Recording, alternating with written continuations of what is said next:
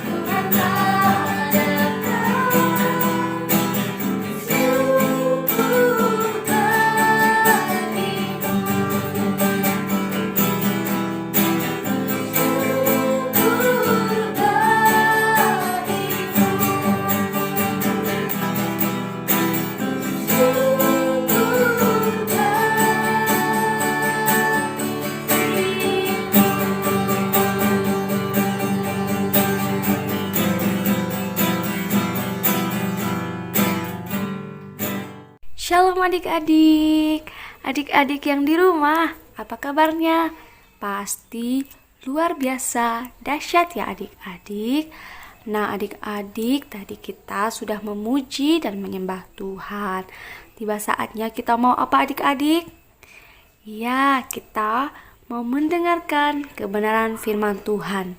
Sebelum itu, adik-adik, kakak mau tanya nih, adik-adik sudah siap mau mendengarkan kebenaran firman Tuhan? Pastinya sudah siap ya adik-adik. Tapi sebelum itu, kita berdoa dulu ya. Mari adik-adik, lipat tangannya, tundukkan kepala, dan tutup matanya. Mari kita satu di dalam doa. Tuhan Yesus, Bapa yang baik, kami berterima kasih Tuhan buat kebaikan Tuhan, buat penyertaan Tuhan selama seminggu sepekan ini, sehingga kami dapat kembali untuk melaksanakan ibadah kami. Dan sebentar Tuhan, kami mau mendengarkan sebagian dari kebenaran firman-Mu. Tuhan, Kau urapi setiap kami, berikan hikmat yang berasal daripada-Mu, supaya setiap kebenaran firman Tuhan yang disampaikan dan kami dengar itu dapat kami mengerti Bapa.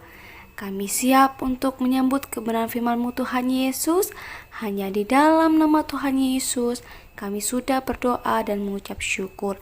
Sama-sama kita katakan amin.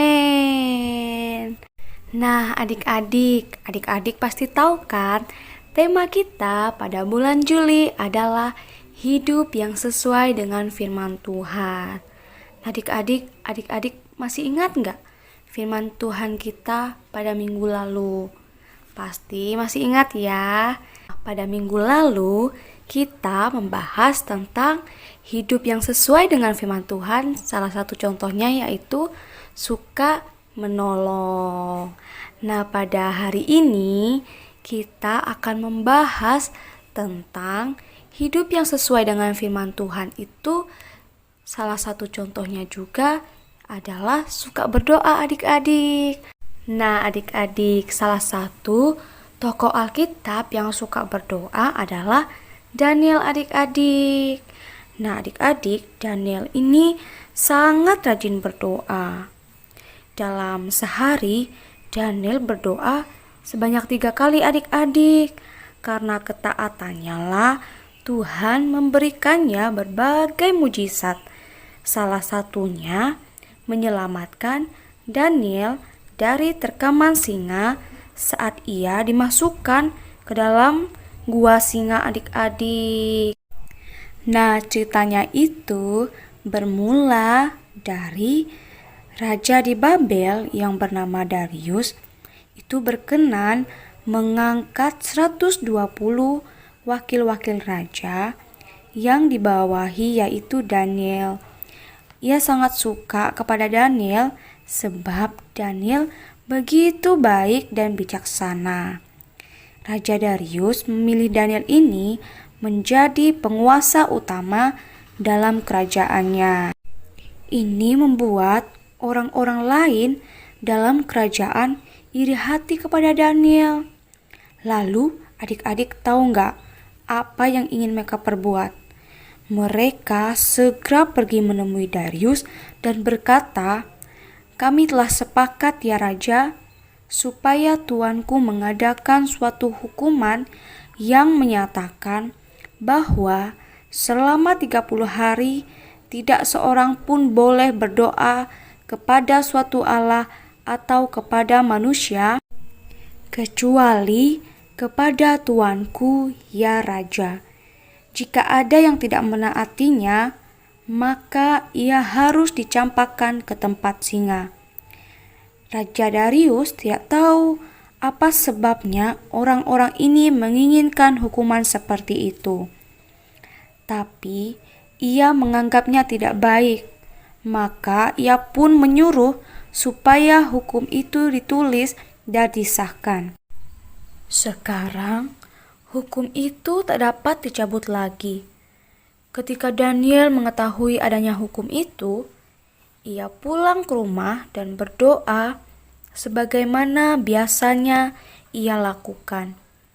Orang-orang jahat tadi tahu bahwa Daniel tidak akan berhenti berdoa kepada Tuhan.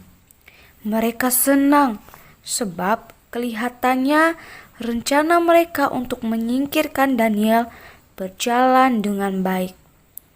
Ketika Raja Darius mengetahui mengapa orang-orang ini mengadakan hukum itu, ia sangat menyesal. Tapi ia tak dapat lagi mencabut hukum itu, sehingga ia terpaksa memberi perintah supaya Daniel dicampakkan ke dalam gua singa.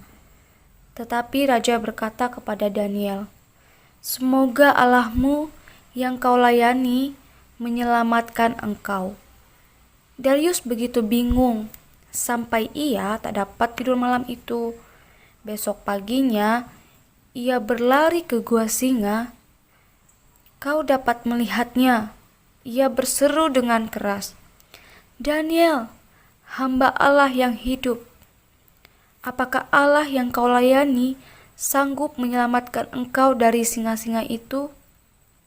Lalu keluarlah Daniel serta berkata, "Allahku telah mengutus malaikatnya dan ia menutup mulut singa-singa itu sehingga aku tidak diganggunya."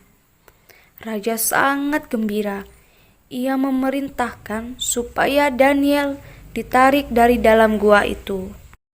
Kemudian ia memerintahkan supaya orang-orang jahat yang mencoba menyingkirkan Daniel dicampakkan ke tempat singa. Belum lagi mereka sampai ke dasar gua, singa-singa itu telah menerkam mereka dan meremukkan tulang-tulang mereka. Maka Raja Darius pun menulis kepada semua orang dalam kerajaannya, "Bersama ini kuberikan perintah bahwa semua orang harus menghormati Allah Daniel. Ia melakukan mujizat-mujizat yang besar. Ia telah menyelamatkan Daniel dari singa." Nah, adik-adik, itulah cerita dari salah satu tokoh Alkitab yang suka berdoa, yaitu Daniel. Wah, adik-adik, bagaimana firman Tuhan tadi? Pasti sangat memberkati ya. Nah, adik-adik, dari cerita yang sudah disampaikan kepada kita dapat belajar bahwa kita harus rajin berdoa, adik-adik. Seperti Daniel tadi, adik-adik, dia suka berdoa, dia rajin berdoa kepada Tuhan. Ketika kita berdoa, adik-adik, maka Tuhan akan menjawab doa-doa kita.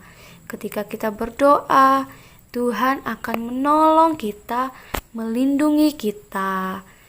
Misalnya tadi ini adik-adik, ketika Daniel dimasukkan ke dalam gua singa, ia tidak terluka sedikit pun, adik-adik. Tuhan telah melindungi Daniel di dalam gua singa itu, adik-adik.